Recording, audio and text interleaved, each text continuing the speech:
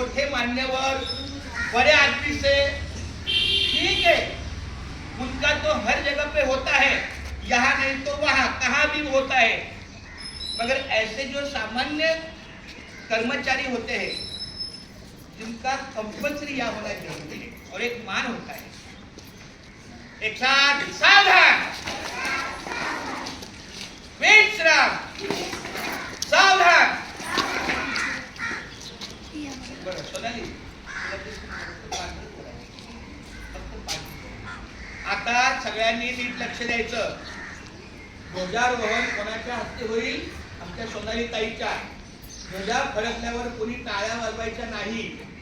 नंतर जेव्हा मी जागेवर येईल आणि आपल्याला सलामी दिली जाईल, राष्ट्रगीत बोललं जाईल, झेंडा गीत बोललं जाईल, हा लक्षात घ्या। एक साथ सावधान, विश्राम, सॉरी सावधान, विश्राम, सावधान। चुकलं माझं, ठीक। आता तसंच उभं राहायचं तुम्ही सावधान स्थितीत। मी त्यांना विनंती करायला जाणार आहे, तुम्ही हालायचं नाही। ऍज इट इज स्टॅच्यू तसंच प्लीज तुम्ही सावधान स्थितीतच।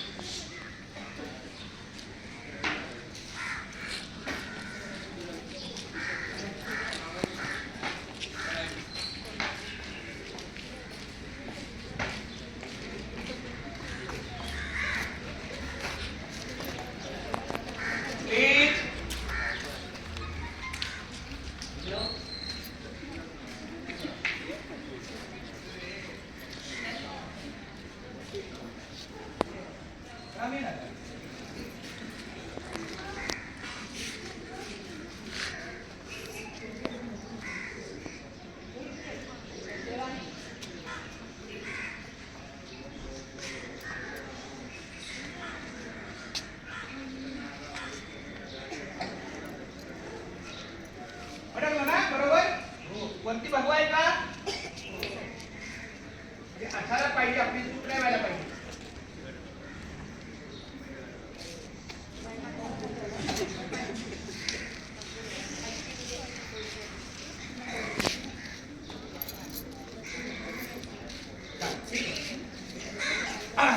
कसं असतं, जेव्हा आपण झेंडा फडकवतो, तुम्ही टाळ्या वाजवता, काही लोक सलामी देतात, नुसता बांधता, म्हणजे सगळ्यांची एकच स्थिती पाहिजे।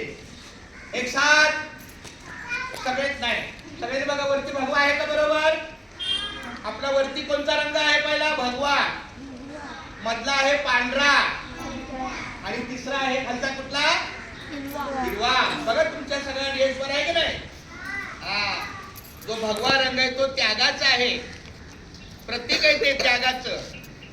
तुम मुझे खून दो मैं तुम्हें आजादी दूंगा, या नेताजी सुभाषचंद्र बोसच्या वाणीने ही प्रक्रिया आहे। तो भगवा रंग, केशरी रंग, मधला आहे शांततेचा पांढरा आणि सगळ्यात खालचा आहे हिरवा।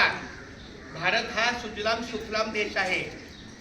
आपल्या सगळ्या भाज्या कोणत्या रंगाच्या असतात? बहुतेक हिरव्या, म्हणून हा शेतीप्रधान देश आहे आपला भारत देश, हिंदुस्तान। चला एक साथ झंडे को सलामी देंगे, सलामी दो, एक